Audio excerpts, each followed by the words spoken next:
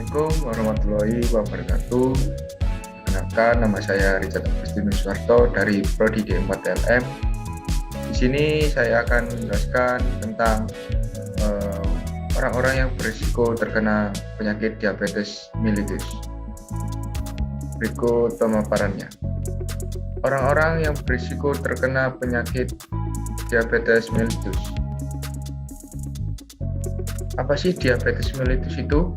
Diabetes merupakan penyakit yang mempengaruhi kemampuan tubuh dalam mengelola gula darah.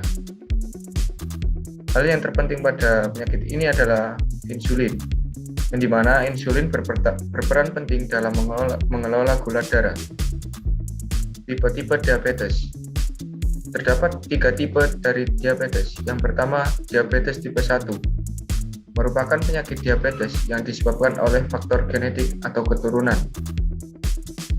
Yang kedua, diabetes tipe 2, yaitu pemicunya terjadi diabetes tipe 2 dikaitkan dengan gaya hidup yang tidak sehat serta obesitas. Kemudian yang ketiga, diabetes gestasional, merupakan suatu kondisi yang menyebabkan wanita memiliki kadar gula darah yang sangat tinggi selama kehamilan. Siapa saja yang berisiko terkena diabetes tipe 1? Yang pertama adalah ibu hamil dengan diabetes. Ibu hamil yang menderita diabetes tipe 1 memiliki 1 dari 100 kemungkinan memiliki anak dengan diabetes tipe 1.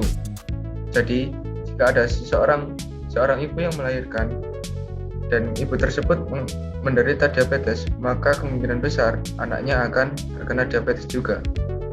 Yang kedua adalah orang yang memiliki sejarah diabetes di keluarga. Jika seseorang memiliki keluarga dengan riwayat penyakit diabetes, ada kemungkinan kalau orang tersebut akan terdiagnosis masalah yang serupa. Kemudian yang ketiga, orang yang mengalami infeksi atau penyakit pankreas yang parah. Penyakit ini dapat memperlambat tubuh meningkatkan produksi insulin, sehingga resiko diabetes pun meningkat. Kemudian, siapa saja yang berisiko terkena diabetes tipe 2?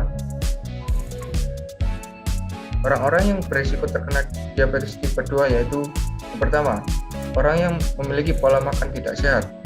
Tentu saja, pola makan yang tidak sehat dapat memicu terkena diabetes tipe 2. Seperti seorang yang suka mengkonsumsi makanan yang manis, maka otomatis orang tersebut akan terkena diabetes.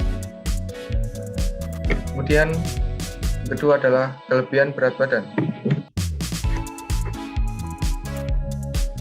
Penelitian menunjukkan bahwa obesitas merupakan penyakit utama yang dapat menyebabkan diabetes mellitus. Dengan meningkatnya obesitas di kalangan anak muda, maka jumlah penderita dari diabetes pada anak muda akan meningkat. Yang ketiga, gangguan intoleransi glukosa atau resistensi insulin. Dampak dari gangguan ini adalah pankreas harus bekerja ekstra keras untuk meningkatkan produksi insulin agar kebutuhan dalam tubuh insulin dapat terpenuhi. Kemudian yang keempat adalah etnis tertentu. Risiko diabetes lebih sering terjadi pada orang ras Hispanik atau Amerika Latin, Afrika Amerika, penduduk asli Amerika, keturunan Asia Amerika, orang Kepulauan Pasifik, dan penduduk asli Alaska. Yang kelima, pernah mengalami diabetes gestasional diabetes. Pada ibu hamil yang menderita diabetes gestasional, peluang untuk terkena diabetes tipe 2 di kemudian hari jauh lebih besar. Yang keenam, sedentary life. Orang yang jarang berolahraga dengan rutin, minimal 3 kali seminggu, berisiko terkena diabetes tipe 2. Apalagi jika ia memiliki faktor risiko lainnya, misalnya riwayat keluarga dengan diabetes dan pola makan yang buruk. Yang ketujuh, wanita dengan sindrom ovarium polikistik atau PCOS. Wanita dengan sindrom ini memiliki risiko lebih tinggi untuk terkena diabetes tipe 2. Penyebabnya adalah gangguan hormonal. Yang kedelapan, usia lanjut.